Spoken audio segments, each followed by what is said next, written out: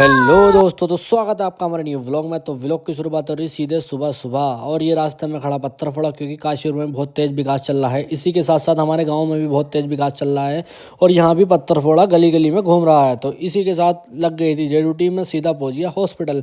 तो हॉस्पिटल पहुँचते ही काम निपटा के मेरा दोस्त मुझसे मिल रहा है, फैजान देखते ही हंस रहा था। इसी के साथ हो चुकी थी दोपहर और मैं निकल दिया था खाना खाने के लिए। तो खाना खाने के लिए निकला ही था, रास्ते में हमारे सरदार भाइयों का जुलूस निकल रहा था और ये रोडों पर झाड़ू लगा रहे थे और पानी भी छिड़क रहे थे।